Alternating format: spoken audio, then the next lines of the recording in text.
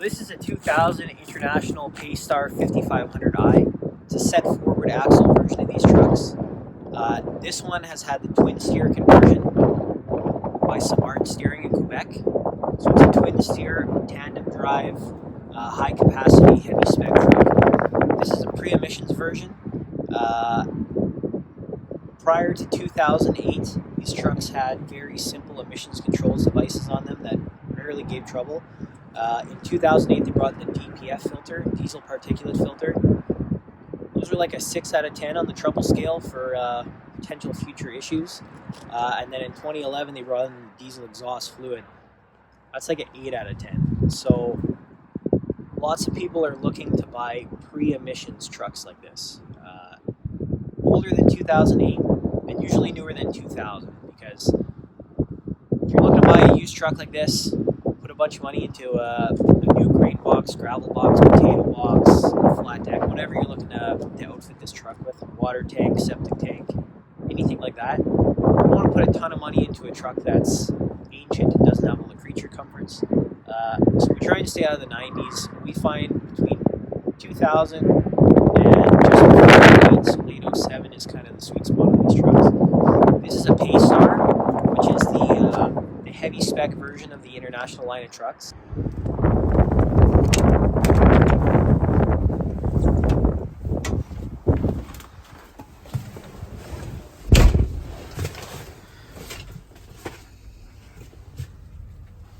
Let's fire this thing up.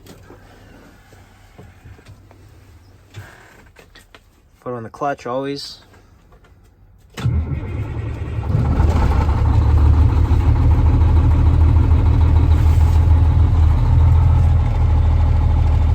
Wait for your lights to go out. Got good oil pressure.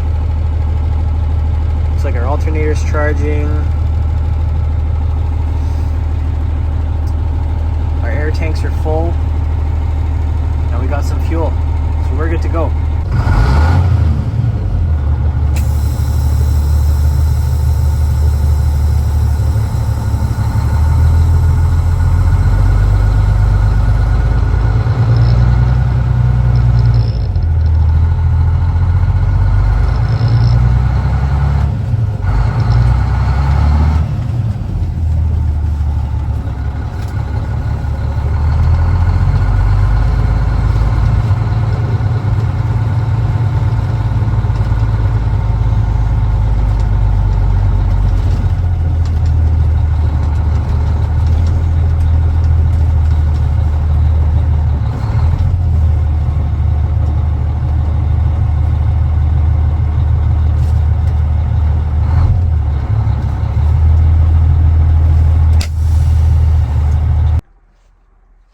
Okay, so I'll take you over some of the features of this particular truck.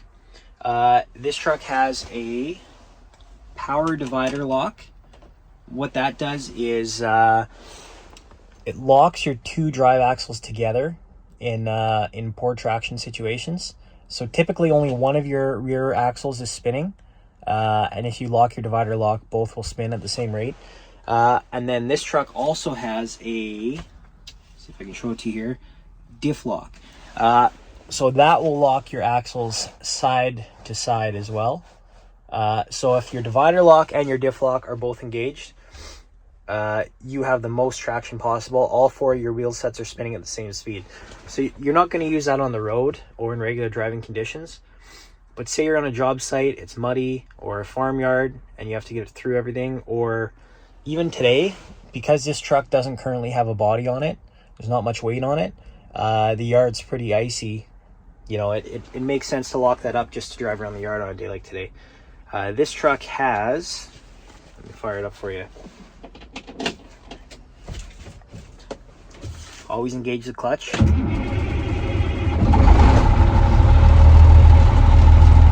Okay, so this truck has, looks like 234,000 kilometers. And 17,958 hours. So we've had these trucks with around 40,000 hours on them. I'd say that's getting towards the end of their usable life. This truck with around 18,000 hours is just under the halfway mark of its usable life. And that could be extended, but you're looking at a pretty extensive overhaul to extend one of these trucks' lives past 40,000 hours. You can do an in-frame engine rebuild. That's where you rebuild the engine without actually removing it from the truck. That costs some money. This is a Cummins ISM. You could probably do this engine for under $20,000. Some of the bigger cats, you're looking, in the $30,000-$35,000 range for the C15s.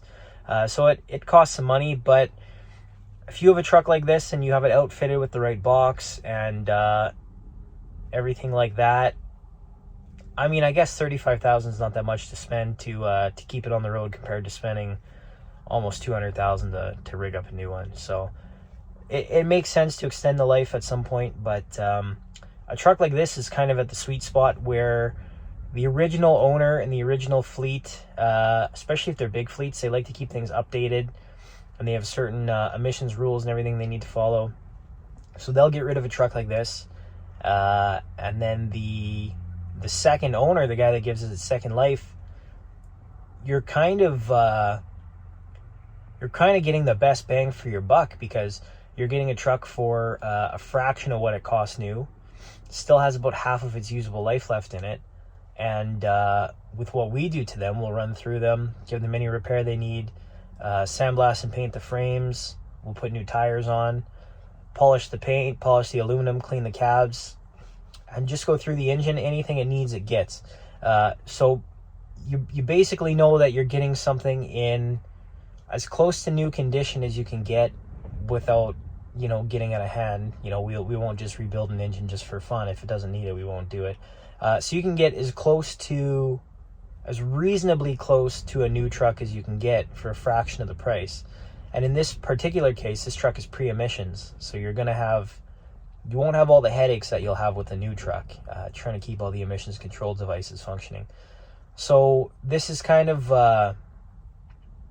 it's a little bit of a sweet spot in the market. If you can have if you can keep trucks in the 2000 to 2007 range with heavy specs and low mileage, there's always people who are going to buy them.